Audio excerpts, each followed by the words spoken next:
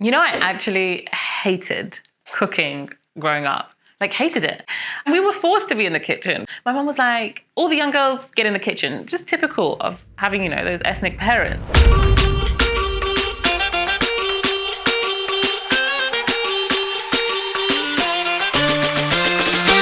You guys are always asking me loads of questions, whether that's in my DMs or commenting on things. And I usually just write them and reply on Instagram. But I thought, why don't I cook for you at the same time, answer those questions, and we can have a fun conversation. Today, I'm cooking a dish called Mseto. Now, Mseto is actually a Swahili word.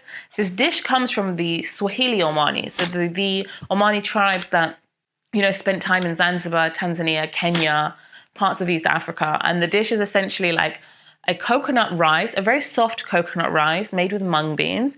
And you make it quite soft till it turns to like porridge, but not like porridge as you know it. And then you serve it with a coconut curry, which is usually really spicy, and you have it with chicken or fish. Because it's super cold today, I was like, we need chicken. We need some good chicken. But I totally love it with fish as well. And I decided this was so fitting because it's a part of Omani cuisine that you wouldn't assume is Omani cuisine. And that's what I love about our culture and our food, is it's so different. Any part of the country you go to, you're going to find something new, which someone in the north of Oman won't know from the south. And in the south, they eat so much coconut. And I've seen similar dishes when I've traveled across there. And I just love this dish. And, you know, with these cold months coming up, I'm telling you, you're going to need this. So we start by just chopping up some onions, ideally as small as possible. My grandma says it's always best when they're tiny. And then chop up some tomato and some chilies. You can have this as spicy as you want. I actually think it should be super spicy because that is the best way to enjoy this. Then we go in with a good glug of oil. Heat that all up, add in some garlic paste. Garlic is always key, you guys. And then chuck in a tin of tomatoes because we don't have time to be chopping up loads of tomatoes. Then come in with some more creamy coconut. Ideally, make sure it's got a really high fat content. Add in your baharat. Of course, I make a great one that my BB taught me. And then go in with your chicken. Or if this was fish, go in with your fish pieces. Add a bit of turmeric for that color. And then you are good to go, and just let it simmer away. And then afterwards, we just want to add in some lemon. So this whole dish is literally just about coconuts, coconut in the curry, coconut in the rice. And you can use like tinned coconut milk like I've done in the curry, but also like the powder stuff, the coconut milk powder is like a lifesaver. It goes a lot further, and I tend to find that it makes it more creamier and delicious. And it reminds me of the coconut that we actually have in Zanzibar in our rice. And you'll really notice the difference. And you just literally just need to mix it with some water. And then you'll have a nice, thick, creamy coconut.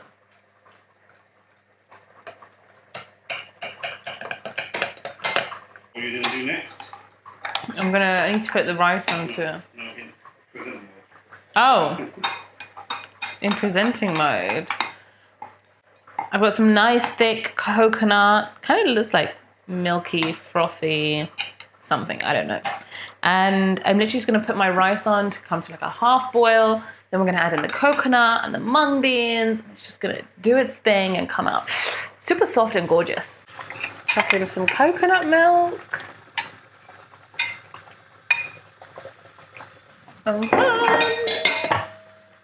Mung beans. Oh my god, I think I've actually got too much liquid, but okay, it's fine, it's fine. It's a bit like rice and peas. No, so we want it like super soft. I need super soft. Like, so it's almost like porridge, but it's not porridge, but it is. But it's almost like congee, but not congee, because with congee it's got the water. And then you just kind of mix it all around, and then we literally wait for all the water to get cooked up, and that rice should basically break down. And we have like super soft rice. Oh well, I hope it goes right. Baby's gonna eat this. Lid goes on. Reduce, done. So the question that we have is, what made you want to start cooking Omani cuisine? I grew up in a place called Portsmouth in the south of England, and I went to a school with kids who were blonde-haired, blue-eyed, didn't look anything like me. And yet I always used to think that I was basically blonde, and I used to like wish I'd become blonde so I could just like fit in. I very much looked like your standard Arab kid. And so that made me feel so different, And also, like, we spoke another language at home. Nobody understood that. We made different food at home. My packed lunches were always different.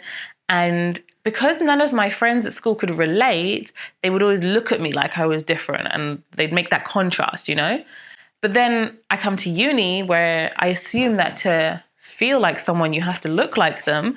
But all of these other girls that actually looked like me had the same hair, the same kind of skin, the same girl problems.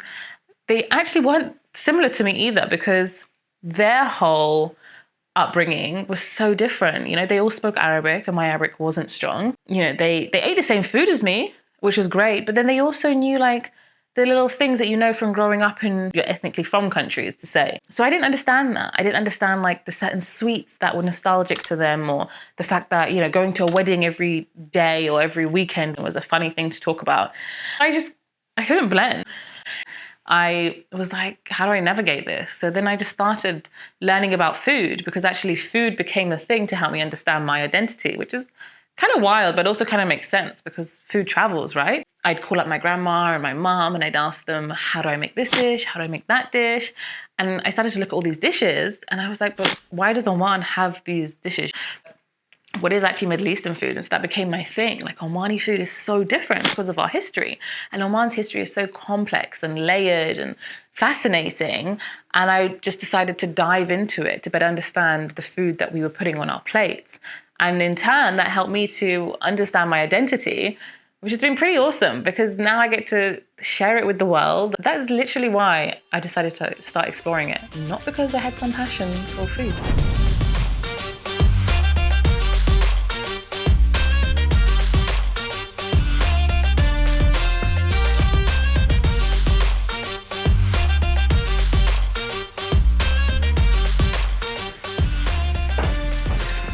So, Dina, how's the response going?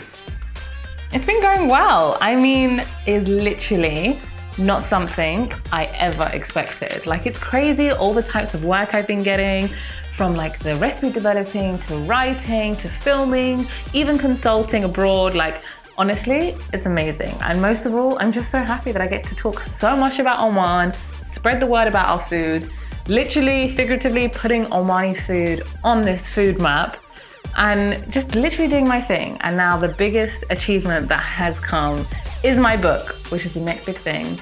I'm super excited for it. And I mean, this is just the beginning.